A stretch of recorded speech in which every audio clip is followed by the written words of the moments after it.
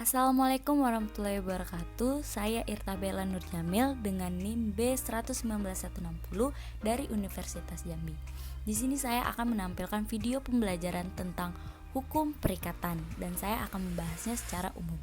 Pengertian hukum perikatan adalah suatu hubungan hukum dalam lapangan hukum harta kekayaan antara dua pihak yang menimbulkan hak dan kewajiban atas suatu prestasi. Di sini kita dapat melihat bahwa ada 4 unsur perikatan.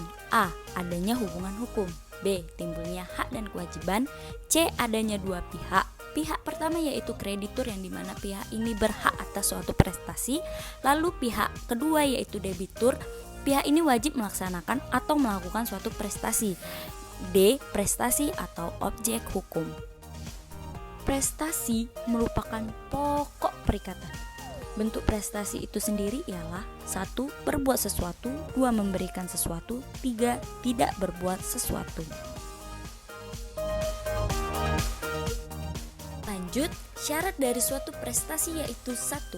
Tertentu, 2. Diperbolehkan, 3. Dimungkinkan. Maksudnya, apabila ada suatu prestasi yang tidak mungkin dilaksanakan disebut sebagai syarat protestatif, yang artinya suatu perjanjian dapat batal demi hukum. Macam-macam perikatan. Perikatan bersyarat, yaitu sebuah perikatan yang digantungkan pada suatu peristiwa yang belum tentu akan terjadi. Perikatan dengan ketetapan waktu, yaitu perikatan sudah lahir tetapi pelaksanaannya ditunda sampai waktu yang ditentukan dalam perjanjian. Perikatan yang dapat dan tidak dapat dibagi-bagi, yaitu tidak dapat dibagi karena sifat prestasinya dan karena ditentukan dalam perjanjian.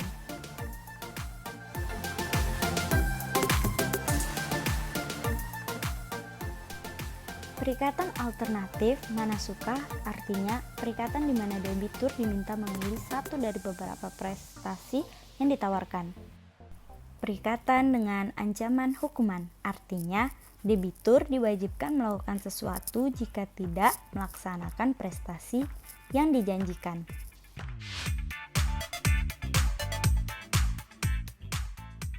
Baiklah, sekarang masuk ke pengertian perjanjian atau kontrak. Menurut pasal 1313 KUH Perdata, suatu perbuatan dengan mana satu orang atau lebih mengikatkan dirinya dengan satu orang atau lebih lainnya. Menurut doktrin klasik, perjanjian adalah suatu perbuatan hukum antara dua orang atau lebih yang saling mengikatkan diri berdasarkan kata sepakat untuk menimbulkan akibat hukum.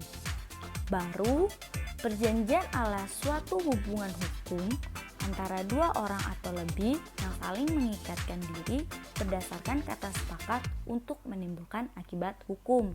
Nah, lalu kita dapat melihat perbedaan antara klasik dan baru, yaitu pada klasik perbuatan hukum, sedangkan yang baru hubungan hukum. Lahirnya perjanjian. Perjanjian lahir dengan tercapainya kata sepakat atas suatu hal tertentu di antara para pihak. Syarat sahnya perjanjian. 1. Adanya kata sepakat. 2.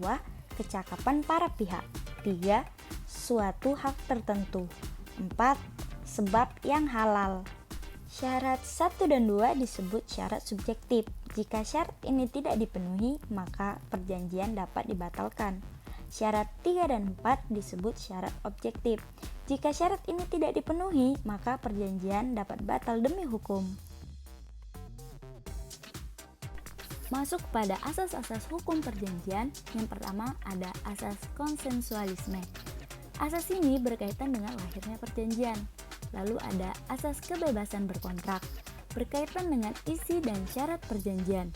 Asas pacta sunt servanda berkaitan dengan kekuatan mengikat perjanjian. Asas kepribadian berkaitan dengan berlakunya perjanjian.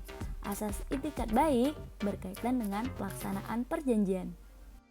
Sekian video pembelajaran dari saya, lebih dan kurangnya mohon dimaafkan. Saya akhiri. Wassalamualaikum warahmatullahi wabarakatuh.